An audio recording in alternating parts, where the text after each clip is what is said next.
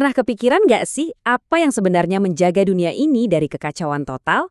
Nah, hari ini kita akan menelusuri jejak sejarah hukum internasional, sebuah sistem aturan yang mengatur hubungan antar negara. Pembahasan ini dirangkum dari materi para pakar di Fakultas Hukum Universitas Muhammadiyah Pontianak. Oke, kita mulai dengan satu pertanyaan mendasar, semacam teka-teki. Gini, di negara kita kan jelas ada pemerintah yang bikin hukum, ada polisi yang menegakkan. Tapi kalau di panggung dunia, siapa polisinya? Nggak ada kan? Lalu apa yang membuat negara mau menaati aturan? Inilah pertanyaan inti yang akan kita kupas tuntas. Perbedaan kuncinya ada di sini nih. Coba bayangkan, hukum nasional itu strukturnya vertikal, seperti piramida. Pemerintah di atas, warga negara di bawah.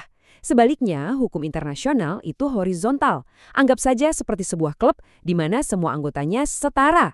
Aturannya tidak dipaksakan dari atas, melainkan disepakati bersama demi kepentingan bersama. Ini dia peta perjalanan kita. Kita akan mulai dari akarnya di zaman kuno, lalu melompat ke tonggak sejarah Westphalia, berkenalan dengan para pemikirnya, menyaksikan tatanan dunia yang baru setelah Perang Dunia, hingga melihat tantangan-tantangan di masa depan. Oke, kita mulai penelusuran kita dari bagian paling awal. Jauh sebelum ada PBB, bahkan sebelum konsep negara modern seperti yang kita kenal sekarang ini ada, manusia tuh udah sadar perlunya aturan main untuk mengatur hubungan antar kelompok. Bukti-buktinya itu tersebar di sejarah dari ribuan tahun yang lalu. Di Mesopotamia sudah ditemukan perjanjian soal batas wilayah. Di Mesir kuno ada perjanjian damai yang sangat detail. Bangsa Romawi bahkan lebih canggih. Mereka punya jus gentium, sistem hukum khusus untuk orang asing. Ini semua membuktikan satu hal. Di mana ada peradaban yang saling berinteraksi, di situ pasti muncul kebutuhan akan aturan bersama.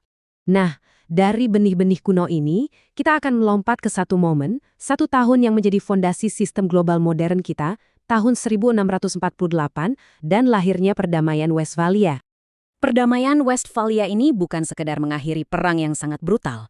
Lebih dari itu, ia melahirkan 3 pilar yang masih kita gunakan sampai hari ini. Pertama, kedaulatan. Setiap negara adalah bos di wilayahnya sendiri. Kedua, kesetaraan. Mau negara besar atau kecil, di mata hukum mereka setara. Dan ketiga, non-intervensi. Negara lain gak boleh ikut campur urusan dalam negeri. Inilah DNA dari sistem negara modern. Setelah fondasi politiknya terbangun, sekarang giliran para pemikir hebat untuk membangun kerangka intelektualnya. Bagaimana aturan-aturan ini bisa disusun menjadi sebuah sistem hukum yang logis dan koheren? Garis waktu ini menunjukkan bagaimana sebuah ide yang usianya ribuan tahun mengalami percepatan yang luar biasa. Dari perjanjian-perjanjian kuno, sistem ini diformalkan di Westphalia, diberi landasan intelektual oleh Grotius, dapat nama resmi dari Bentham, dan akhirnya dilembagakan dalam PBB. Sebuah evolusi yang menakjubkan.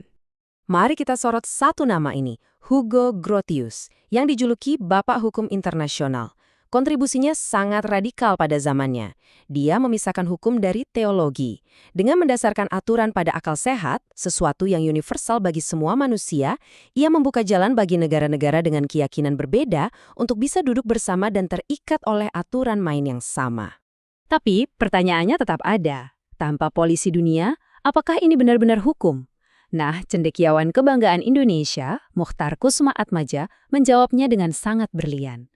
Hukum ini nyata, bukan karena ada yang bisa memaksa, tapi karena negara-negara di dunia sepakat untuk mengakuinya sebagai aturan main bersama. Kekuatannya terletak pada pengakuan kolektif itu sendiri. Lalu, dari mana kita tahu apa saja aturannya? Sumbernya sudah jelas kok. Yang paling kuat itu adalah perjanjian internasional yang tertulis. Lalu ada kebiasaan, praktek yang sudah begitu umum dilakukan antar negara hingga dianggap mengikat, ditambah lagi dengan prinsip-prinsip dasar hukum yang diakui oleh semua bangsa. Sementara itu, putusan pengadilan dan tulisan para ahli hukum berfungsi sebagai pelengkap atau penjelas. Oke, sekarang kita melompat ke abad ke-20, sebuah periode yang secara dramatis dan juga tragis membentuk kembali seluruh arsitektur hukum global yang kita kenal hari ini. Tragedi Perang Dunia Pertama dan Kedua menunjukkan bahwa sistem yang ada saat itu telah gagal total dalam menjaga perdamaian.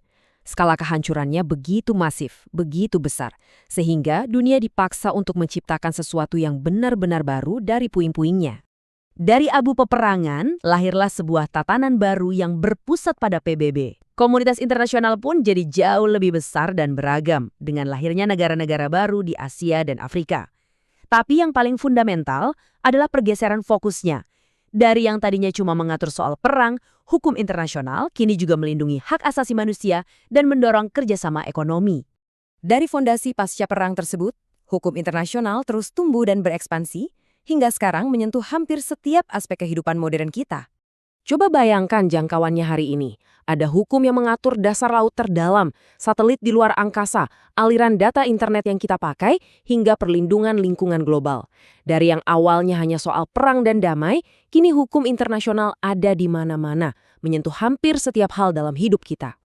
Jadi, kenapa ini semua penting? Sederhananya begini, tanpa kerangka hukum ini, dunia akan menjadi tempat yang jauh lebih kacau dan berbahaya. Hukum internasional adalah satu-satunya perangkat yang kita miliki untuk mengelola persaingan dan mendorong kerjasama dalam menghadapi masalah yang tidak bisa diselesaikan oleh satu negara sendirian. Kita tutup sesi ini dengan sebuah pertanyaan untuk masa depan. Sistem yang dibangun di Westphalia dan dirancang ulang pada 1945 ini sekarang menghadapi tantangan yang sangat sekali baru, perubahan iklim yang tak kenal batas negara, perang siber yang tak terlihat, dan pandemi global. Mampukah sistem ini berevolusi sekali lagi untuk menjawab tantangan zaman? Seluruh penelusuran kita hari ini tentu saja dirangkum dari karya-karya fundamental para ahli di bidang hukum internasional. Semoga bermanfaat dan sampai jumpa.